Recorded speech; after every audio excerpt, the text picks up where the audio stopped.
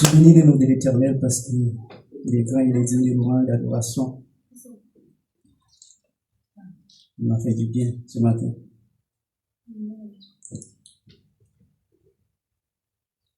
Alors, si vous avez votre Bible en main, ouvrez avec moi dans le livre Exode 14. On va lire quelques versets. Le verset 12 et 13. N'est-ce pas là ce que te disons en Égypte? Laissez-moi servir les Égyptiens, car nous aimons mieux servir les Égyptiens que de mourir au désert. Moïse répondit au peuple, ne crains rien, restez en place et regardez la délivrance que l'Éternel va vous accorder en ce jour-là. Car les Égyptiens que vous voyez aujourd'hui, vous les verrez plus jamais. Et le verset 14, pour terminer, l'Éternel combattra pour vous et vous gardez le silence. Et ce passage que nous venons de lire là, ce matin, on voit cet passage qu'un peuple qui était dans l'esclavage. Il s'agit du peuple Israël. Alors, on voit aussi la délivrance dans les chapitres que nous allons lire ensemble. On voit la délivrance. On voit vraiment l'apparition de Dieu. Alors, ce matin, si tu as pu vraiment combattre le pharaon, les géants Goliath, si tu as pu vraiment combattre, si tu as pu vraiment traverser la mer Rouge, il y a un Dieu. Parce qu'il y a un Dieu. Alors, nous allons voir ça. Parce qu'il y a un Dieu qui combat pour moi, et il combat pour vous aussi. On peut réclamer vraiment cet applaudissement dans la parole de Dieu. Pour chaque combat, pour chaque victoire, on peut acclamer le Seigneur. Pour chaque délivrance. Parce que le peuple Israël, il était en captivité dans la main des pharaons. Il a passé des années. Mais Dieu a un plan pour le peuple. Et ce matin, je pense que Dieu a un plan pour nous ce matin. Amen. Dieu a un plan pour nous. Et le plan que Dieu a pour nous, c'est un plan de paix, non de malheur. Amen. Alors, c'est pour ça ce matin, on peut acclamer, on peut vraiment applaudir. On peut acclamer aussi pour le réveil. On peut acclamer aussi pour le sommeil. Parce que Dieu a fait pas mal de choses pour nous. Dieu a fait autant de choses pour nous ce matin. Si tu fermes les yeux le soir, le matin tu te réveilles, il y a un Dieu. Amen. Il y a un Dieu. Parce qu'il y a des gens qui ne se réveillent pas. Ils s'endorment mais ils ne se réveillent pas. Mais nous, grâce à Dieu, ce matin, on est debout. Amen. On est debout. Amen. Il y a un Dieu qui combat. Et parce qu'il y a un Dieu qui vraiment combat pour nous ce matin. C'est pour ça que dans le verset 14, il dit, Dieu va combattre non seulement pour le peuple d'Israël, mais pour nous aussi ce matin. Alors, l'importance vraiment d'être là ce matin, non seulement pour acclamer le Seigneur, pour chanter, pour adorer, mais aussi pour avoir une vision spirituelle, pour avoir une autre dimension, pour avoir une autre étape, pour avoir vraiment un point de repère. Et si tu mets cette application en application, si tu mets vraiment ce genre de choses en application, tu verras la gloire de Dieu. Comment la gloire de Dieu va vraiment se manifester parmi nous. Alors ce matin, il est bien de louer l'Éternel, d'exalter son nom parce qu'il est grand, il est digne de louange. Son nom est si merveilleux. Son nom est si grand. Il y a un combat il y a un combat qui est mené pour toi et moi. Mais c'est Dieu. C'est Dieu. C'est lui qui est vraiment à placer. Et nous allons vraiment partager vraiment cette parole parce que ce matin, j'ai vu que le message que j'ai été préparé ne s'invitait à tout détailler dans le moment d'adoration et dans le moment d'intercession. Mais malgré tout, on voit le peuple, il est rebelle. Il est rebelle. Il n'arrive pas à comprendre que Dieu est en train de faire quelque chose pour qu'il puisse s'en sortir de là. Vraiment, il est coincé dans la chute. Mais il faut avoir une personne pour faire sortir ce peuple. Amen. Et je pense que Dieu, il est là pour le peuple d'Israël. L'Éternel combattra pour Moïse aux enfants d'Israël par rapport à ce verset. On voit un peuple désespéré, un peuple vraiment effrayé, un peuple qui est vraiment dans la peur, un peuple qui est vraiment dans la solitude. Et la parole de Dieu dit, dans le verset 14-15, le combat que nous menons, c'est un combat qui est appartient à Dieu. À Dieu. Amen. C'est un combat qui est appartient à Dieu. Le verset 16, utilisons cette méthode, ça pousse pour nous. Si on peut utiliser cette méthode. Parce que Dieu parlait à Moïse. Dieu dit à Moïse, lève la main. Parce que le peuple Israël, il était vraiment coincé. Le peuple philistin, il était bien armé. Et Moïse, et Dieu a confié Moïse pour faire ce peuple sortir de là. Il était en face de la mer Rouge. Le peuple, il était bouleversé. Il murmure, il parle. Il voulait rester en Égypte. Mais ce n'est pas le plan de Dieu. Il voulait rester. L'Éternel dit à Moïse, lève tes mains en face de la mer Rouge. On voit la puissance de Dieu. La mer se fonde en deux. Amen. Et le peuple d'Israël passait. Et pendant le peuple continuait à marcher dans la mer Rouge, l'Éternel déclara aussi une colonne de nuée. Une colonne de nuée. Le peuple Pharaon, avec tous les chars, ils sont en train de continuer à vraiment à poursuivre vraiment le peuple. Mais, alors, la Bible dit, dans le verset 19-20, l'Éternel donna au peuple assurance lorsqu'il devait traverser la mer Rouge. Mais le peuple, il ne savait pas ça. Parce que le peuple est angoissé. Il ne savait pas ça. Mais ils sont accompagnés, l'Éternel, ils sont accompagnés le peuple jusqu'à traverser la mer Rouge.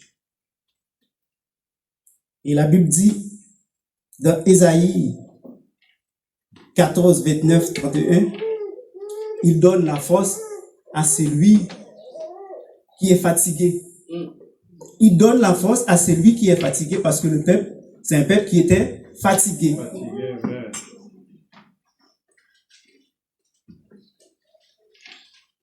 Dans Philippiens 4, Paul a dit, je puis tout par celui qui me fortifie. Ça veut dire quoi? Ça signifie que l'on peut accomplir par la force de Dieu. Même si tu es bouleversé, même si tu es vraiment dans un combat, dans une lutte, mais il faut penser à Dieu, parce que Dieu, il peut tout faire. Tu peux renverser vraiment les forteresses par la puissance de Dieu. Tu peux marcher sous l'ennemi par la puissance de Dieu. Tu peux gagner le combat par la puissance de Dieu. Amen. Et ce matin, nous avons besoin d'être vraiment persévérés plus pour que la puissance de Dieu soit vraiment manifestée dans notre vie. Pour que nous puissions vraiment avancer. Pour que nous puissions vraiment recevoir tous les âmes de l'esprit. Pour que nous puissions vraiment recevoir les âmes de l'esprit qui est la parole de Dieu. Et la parole de Dieu, dans 1 Samuel 17, verset 22 à 37, finalement, je pense que tout le monde, je pense que finalement, vous connaissez cette histoire de David. Dans 1 Samuel 17, David, un jeune berger, a créé par Dieu le petit gardien de moutons. Il fut choisi par Dieu. Il est élu après avoir reçu l'onction avant d'être roi. La Bible déclare que David, dans le verset 31-33, David releva le défi lancé par Goliath. Amen. David relança le défi lancé par Goliath après avoir déclaré qu'il venait contre lui. Hein, les gens disaient, David, t'es trop petit, t'es un petit garçon. T'es pas assez costaud pour vraiment affronter vraiment cet affrontement. Ce combat-là, il t'appartient pas. Ah non, il faut pas y aller. C'est géant Goliath. Il a mesuré 2,90 m, sa taille. Il est géant. Il est grand. Mais David, non. Il ne te laisse pas intimider par Goliath parce qu'il sait que avec les âmes de l'esprit, avec les boucliers de la foi, avec la puissance de Dieu, avec la foi qu'il a en Christ, il va vraiment gagner ce combat. David, oui, il dit non, non, non, je me mets debout, je ne vais pas rester assis. Et finalement, la Bible dit, David a gagné. Il n'a pas fait grand chose, non? Tout simplement. David a gagné ce combat, mais David, il n'a pas fait grand chose, non? Mais Dieu a permis David. Dieu, il était là. Il était là pour lui. Amen. Il était à côté de David. Et vraiment, David déclarait avec la puissance de Dieu, avec l'appui de Dieu, avec le bouclier de la foi. Yes. Ce matin, cette parole, il nous appartient aussi. Cette parole, il nous appartient. Mais si on met en pratique, ça va vraiment manifester, ça va faire effet dans notre vie.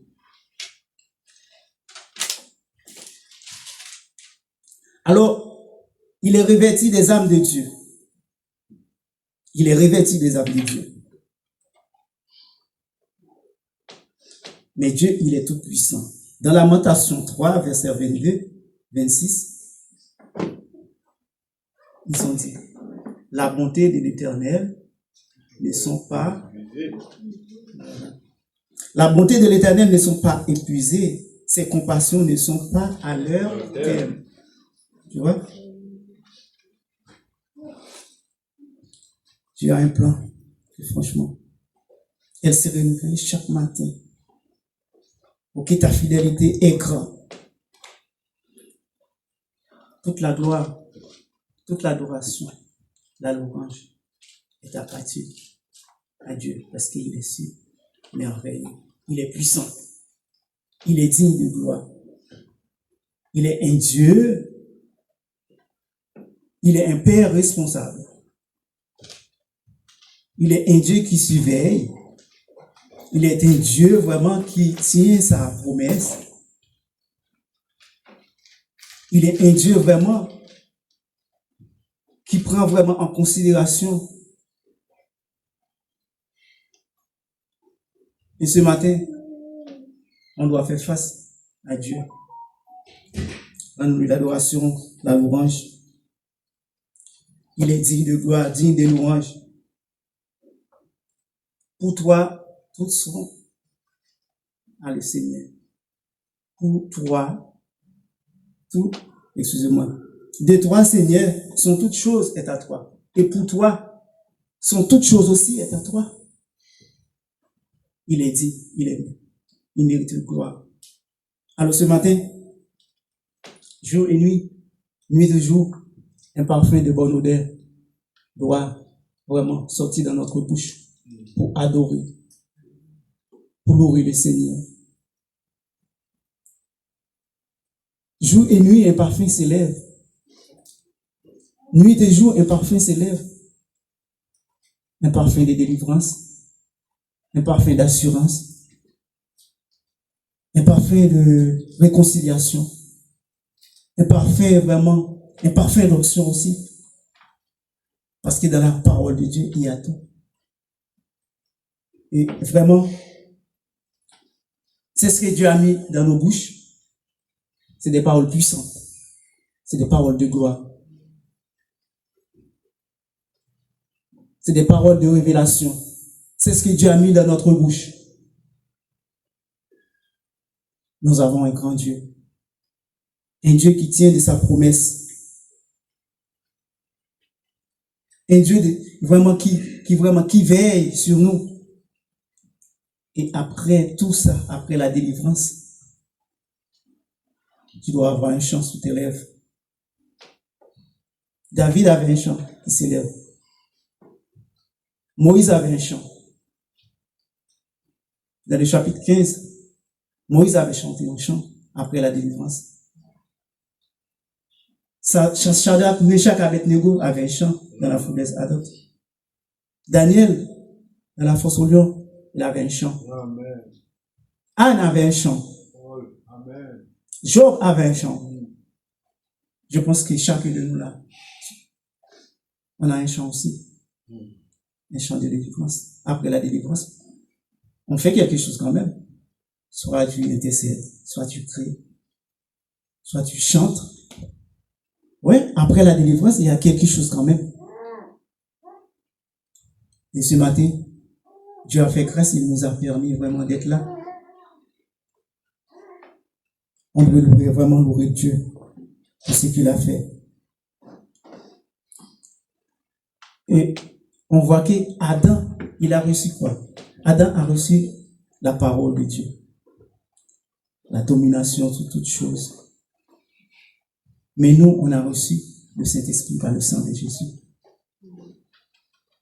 Par le sang de Jésus, on a reçu le Saint-Esprit de Dieu. Parce qu'il y a un verset, je ne me souviens pas le verset, dit quand le Saint-Esprit survenant, je ne me souviens pas. Il y a un chant comme ça qui chante. C'est lui qui a dit nous, tout est vraiment ça qui est pour faire. Le Saint-Esprit a venu, l'a révélé nous de tout ça. Voilà. Exactement. Dieu, il est si grand, il est si merveilleux, il est si fort. Ce matin, il faut faire quelque chose quand même pour l'évangile soit prêché. Il faut faire quelque chose quand même pour l'évangile soit manifesté. Mais il faut se débarrasser aussi des mauvaises herbes, des mauvaises pensées, les mauvaises idées, les mauvais caractères, les oppositions. Il faut se débarrasser aussi. Et c'est pas aussi facile à faire. Parce que les ennemis, ils sont là. Ils sont là. Mais il faut vraiment, il faut pas oublier, il y a un Dieu. Il y a un Dieu. Il faut adresser à Dieu à chaque instant, à chaque moment. Que ce soit là où tu es. Parce que Dieu, il surveille. Il a une oreille comme nous. Il a des yeux comme nous. Il entend. Alors ce matin, il y a un chant que c'est Paul Baloche qui avait chanté, ce chant. Je ne sais pas si La sœur Chérie est affichée pour nous. Il y a un chant. Un chant s'élève. Un chant s'élève. On voit vraiment dans ce chant-là, il est vraiment inspiré de Dieu. Je ne sais pas, le serviteur qui avait chanté ce chanson-là, dans quelle vraiment circonstance, vraiment, il avait vraiment chanté ce chant. Mais je vis que vraiment, il y a des mots puissants.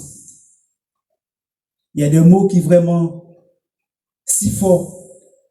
Il y a des mots vraiment qui sont forts. Et je crois, dans la troisième strophe, troisième couplet, j'ai souligné le mot renaît. Renaît, je crois. Ils ont dit. Renaît. On dit comme ça, renaître. Une chanson. Comme si on était mort, mais on retrouve la vie. On retrouve la vie. Il faut chanter Hosanna, Hosanna. Il faut louer le nom de Dieu, élever le nom de Dieu plus haut. Et ensuite aussi, je me souviens que je ne connais pas la chanson tellement très bien. J'ai vu que aussi, dans le deuxième partie, côté, nous nous rejoindre la vie. Nous nous a parlé, que nous a parlé. J'aime écouter chansons, on aime écouter chansons, ça. Je me sentis vraiment, il y a des paroles qui traversaient dans le chant. Et je trouve dans chaque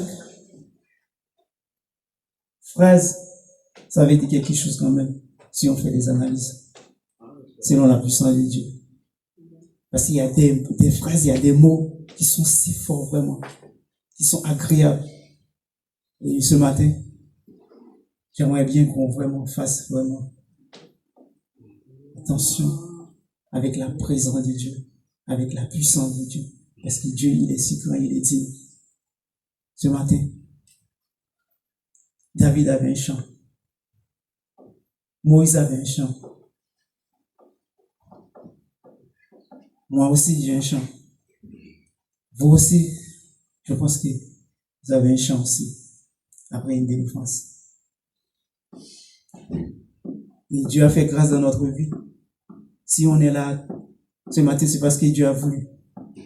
C'est parce que Dieu veut vraiment